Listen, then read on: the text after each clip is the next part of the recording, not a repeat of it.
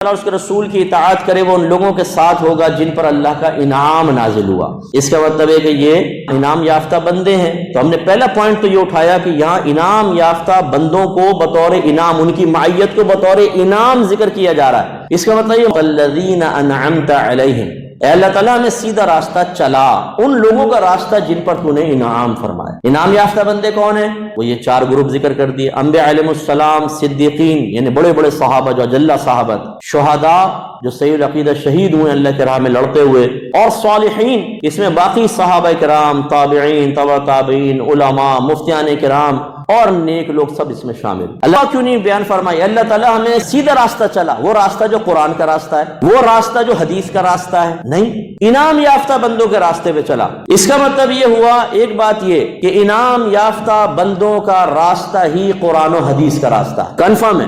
دوسرا جو سمجھنے والی بات ہے وہ یہ کہ یہ بتائیے قرآن صرف ایک زمانے کے لیے تھا یا قیامت تک کے لیے؟ بولیے، قیامت تک کے لیے۔ اس کا مطلب یہ ہوا کہ آپ کو مجھے بھی یہ حکم ہے کہ ہم عرض کر رہے ہیں اللہ تعالیٰ ہمیں سیدھا راستہ چلا ان لوگوں کا راستہ جن پر تو نے انعام فرمایا۔ کوئی زمانہ اللہ کے انعام یافتہ بندوں سے خالی نہیں ہوگا، کیونکہ رول ماڈل ان کو بنایا ہے نا، کوئی زمانہ ان سے خالی نہیں ہوگا۔ اس کا مطلب ہے کہ سب سے پہلے جو انعام یافتہ بندے ہیں وہ سرکار کے دور میں تلاش کریں، پھر تابعین، پھر تبع تابعین، پھر اس کے بعد حتیٰ کہ آپ کا ہمارا زمانہ۔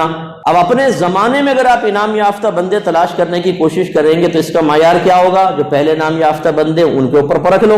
تو اس کا مطلب یہ ہوا کہ 1500 سال کے عرصے میں جتنے بھی ایسے لوگ گزرے کہ جو صحیح العقیدہ تھے، نیک تھے، باعمل تھے، متقی تھے، پرہیزگار تھے، اللہ کے مطیع و فرما بردار تھے، وہ انعام یافتہ بندے ہوئے۔ اب آپ ایک لسٹ بنائیں اپنے اکابرین کی، جتنے گزرے ہیں مشہور کی لسٹ بنا لیں، بہت بڑی لسٹ بنے گی، اس میں انشاءاللہ آپ دیکھیں گے کہ 90% صرف اہل سنت و جماعت ہوں۔ اہل سنت سب سے پہلے عقیدہ دیکھ لیں، 1500 سال میں جتنے بڑے اکابرین گزرے ان کے عقائد وہی تھے جو آج اہل سنت کے عقیدے۔ سب ہمارے نبی کریم صلی اللہ علیہ وسلم کے لیے سب سے افضل ہونے کے قائل رہے، سب نبی کریم صلی اللہ علیہ وسلم کے لیے علم غیب کو تسلیم کیا کرتے تھے، سب استمداد اولیاء، استمداد انبیاء کے قائل رہے، طریقہ کار صحیح ہونا چاہیے، نظریہ ٹھیک ہونا چاہیے، اس کی تلقین ضرور کرتے رہے، سب مزارات کے قائل رہے، صاحب مزار کی تعظیم، اس سے استغاثہ کے قائل رہے، کسی نے انکار نہیں کیا۔ 1500 سال اٹھا کر دیکھیے آپ، سبھی سال ثواب کے قائل رہے، جو تقریباً جو ہمارے عقیدے آج ہیں وہ سب اکابرین سے ثابت ہیں۔ اور بڑے بڑے 100 سال کے انعام یافتہ بندے جتنے بھی آپ دیکھ لیں وہ اہل سنت میں، بڑے بڑے سب اہل سنت میں سے ہیں، اور یہ ہمارا دعویٰ ہے، لکھیں جتنے بھی اولیاء کرام آئے صرف اہل سنت سے آئے، جتنے بھی بڑے